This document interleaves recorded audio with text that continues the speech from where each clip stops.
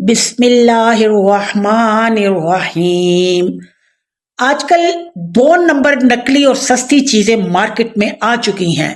یقیناً آپ 1 نمبر اصلی چیز چاہتے ہیں تو چھوڑ دیں سنی سنائی 2 نمبر باتوں کو، خود عربی سیکھیں، قرآن پر غور و خوض کریں۔ سورہ قمر آیت نمبر 17 میں اللہ فرماتا ہے وَلَقَدْ يَسَّرْنَا الْقُرْآنَ لِلذِّكْرِ فَهَلْ مِن مُدَّكِرٍ، ہم نے قرآن کو نصیحت کے لیے آسان کر دیا، ہے کوئی جو نصیحت حاصل کرے؟ Okay, come to the point. قرآن کا ہر لفظ اسم، حرف یا فعل ہوگا۔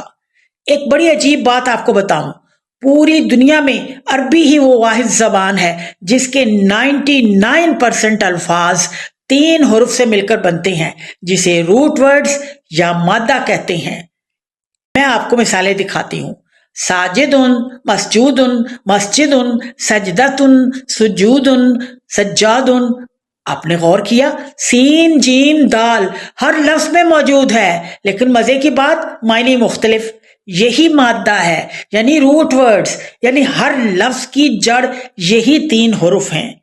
اگر یہ روٹ ورڈ یعنی سین جیم دال قرآن کے جس لفظ میں بھی آئیں گے، آپ کے کان ضرور کھڑے ہوں گے کہ یہ سجدہ کا معنی دینے والا لفظ ہے۔ عربی زبان سے ڈریے مت، یہ ہوا نہیں بلکہ حلوہ ہے۔ باقی آئندہ انشاءاللہ۔